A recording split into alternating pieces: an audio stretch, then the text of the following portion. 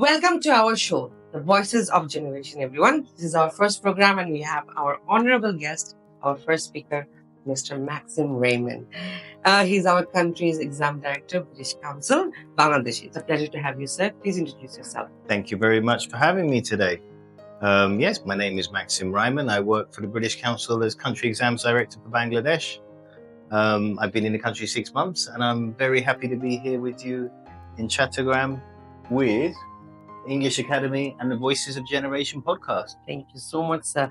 English Academy has been a landmark of success, especially in Chattogram. I mean, you have visited our campus, and what did you think about it?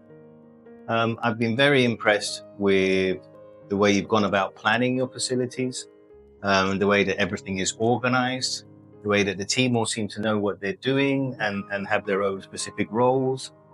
The fact that there seems to be a lot of communication between the team and a sense of professionalism. Thank you. It's very kind of you, sir. We are humble. Moving on with English preparation, including IELTS. It's very important here in Bangladesh. From your vast experience, what do you think? Why is this preparation so important, and how does it open up international opportunities for students, Bangladeshi students?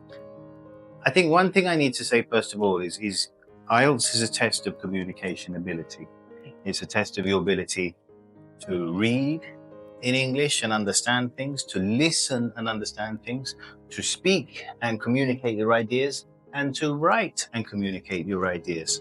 Now, these are 4 essential skills if you're going to live or study or work in a place where English is the medium of communication. So when you're preparing for a test like IELTS, you're not only preparing for the test, you're preparing to go and live in that country, to study in that country, and to be confident in everything you do. Okay, that is a very insight. Indeed, it opens many doors. So, speaking about mastering English, which skill do you think, which you just said right now, writing, listening, speaking, or what do you call it, reading? Do you believe is the most essential for students? I mean, all skills are if important. I had to choose 4. However, we spend most of our time communicating by speaking and listening. Okay. And I think speaking as a human interaction is the most basic one. Okay. And when we speak, we're not only thinking about the words we use and the grammar we're putting together, but there's everything connected with that. It's how we look, it's our expression, it's our tone of voice, it's the speed we are speaking, it's all these different aspects. And so being able to put yourself into your communication in another language, that really happens when you speak. And when you're speaking, you're giving a bit of yourself to another person. So that's why speaking is the most important, I think. Thank you so much, sir. That's such a valuable insight. On that note, what would you say are some effective strategies, that can help students overcome challenges in mastering the language? Especially if we talk about mastering speaking. There are 2 very important things. Number 1 is practice speaking. Okay. And practice speaking with people for long periods of time, for not just for 2 or 3 minutes, but for 1 hour, for 2 hours. And don't worry about making mistakes. We all make mistakes. I make mistakes in my first language. I make mistakes in my second language, which is Spanish. I make mistakes all the time. But the important thing is that people understand the general idea of what you're saying. And if you can't remember a word, I often can't remember words, find a different way to say something. Okay? I can't remember the word for table. Okay. I'll call it that thing where I put my cup. Okay? So I'm finding a different way to say it to maintain the communication. So the person it's a table can say that. Exactly. So remember, number 1, practice. Number 2, maintain the communication. If you forget something, if you make a mistake, don't worry. Just maintain the communication. Great. Thank you so much for this motivation. Out of curiosity, this is what some of our students usually say is, can we excel the language in a very short duration of time with the required resources? Is it possible to master the language? It it's difficult to master a language in a short period of time because a language is a skill and all skills take practice. But if you already have a basic level of English and you need to improve in a short period of time, maybe to get a certain score in a test, like an IELTS score, maybe 6.5, there are strategies, of course, like for all tests. For that, you do have to come to a place like English Academy where experienced teachers will help you with those strategies, will give you tips and advice and practice and feedback. And you have to listen to the feedback and respond to it and make those changes. If you do that, yes, you can succeed. Thank you so much, sir. Excellent tips, Maxim. Shifting gears a bit here, could you weigh in, like we have IELTS exam, both paper-based and computer delivery. Students do have a big confusion between them. Which one, how would you tell the differences between that and what would be the benefits and the challenges? I think the really important thing to say is one of the advantages about IELTS is the fact that you do have the two options. Not every test you have the two options. Many people in school still study with pen and paper and are more comfortable with traditional study techniques with pen and paper. But I think what we have to remember is the test can be on computer or on paper, but the essentials of the test are the same. Okay. The listening test is the same, whether you're taking it on paper or on a computer. Yeah. All you're doing is maybe if you're writing one word, you're typing one word. Yeah. The reading is the same. You are reading on a screen or reading on a paper. You have to write an answer. Maybe you're choosing A, B, C. You're choosing A, or you're writing A. Okay. You're choosing B, you're writing B. It's not very, very similar, almost exactly the same experience. The speaking test doesn't change, regardless of what you're doing. So that only leaves the writing test. People are concerned. They're saying, I cannot type fast in English. You have 60 minutes to type 400 words. It's not a lot of words to type in 60 minutes. So you don't need to be able to type fast.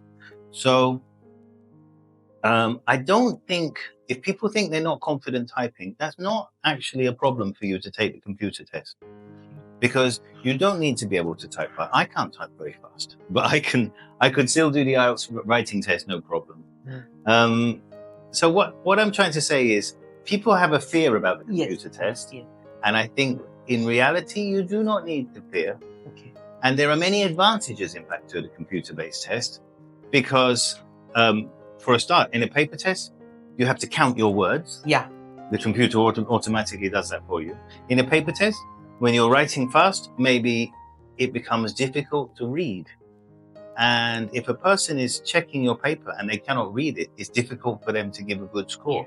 Yeah. But if you're typing, it's easy to read. So I think people should not have a fear of the computer test. However, they should take whichever test they're more comfortable with. Yeah.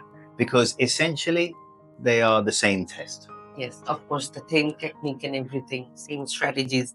Thank you so much, sir. It's great to know that. It's great to get your perspective on how technology is evolving and how test taking is making it better. So, what are the new initiatives or upcoming projects at the British Council that our listeners should, get know about? So the British Council represents, it's the British organisation for culture and education, and we aim to build connections between the people of Britain and the people of other countries like Bangladesh. We want to create opportunities for young people. And often when we're working with organizations like English Academy, it's through the language of English and how that gives opportunities to people, whether it's study opportunities or work opportunities. And we're always looking for ways to keep growing and developing those opportunities for everyone. So as well as the different tests we offer, whether it's an IELTS test or we have other types of English tests as well that focus on different areas. Okay. So, for example, we have foundation English test, which is a test that focuses on the lower level of English, and it focuses on English for jobs and employability. Okay. And we're working with the government of Bangladesh ICT division, and they are using these tests to help people prepare to get jobs in the digital sector. And we're very excited about those opportunities, working with the government of Bangladesh, helping their program for Smart Bangladesh and employability. We want to keep working with different institutes to really enhance employability for young people in Bangladesh, because we do know that, especially for university graduates, employability rates are low, less than 40%. And so we need to help people get the chances. And employers are saying that one of the big problems for young people leaving school, leaving university in Bangladesh is they still do not have the strong communication ability in English. And we want to work with different organizations, different partners to help young people develop their English skills and ability and their chances for education and better jobs. That is And such a nice focus. initiative, that enlightening response. Now, for the final question to the generation out there, would you like to share something about your work experience overall? What advice would you give to our generation out there regarding your phenomenal years of working with British Council and how it keeps you motivating to keep on going every day? So I once, last year, I was at a graduation ceremony, and it was a school graduation ceremony in Nepal. And there were two of us guest speakers, and the other guest speaker was a fascinating man. He'd had 3 careers. He started in the army of Nepal. He then went to university. He then got a job with the United Nations. He then did his master's, PhD, and now he was working as an academic in the UK. Wow. And so his career had changed 3 times. He'd taken a lot of opportunities, got a very well-respected job. And he was talking to the students about how lucky he was. And he said, luck is 2 things.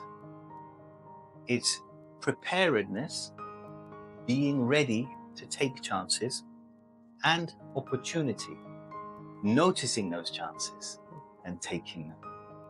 So I think I love the way he said that, and I totally agree with him.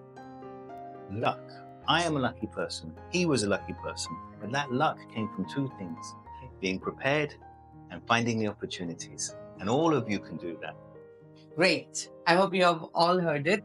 And now it's been a pleasure discussing with you the important topics. And I'm sure the audience has gained a lot of insights. So thank you so much, Maxim, for coming here and taking all your valuable time to spend some time with VOG, Voices of Generation. Thank you so much. My pleasure. Thank you so much. Thank you.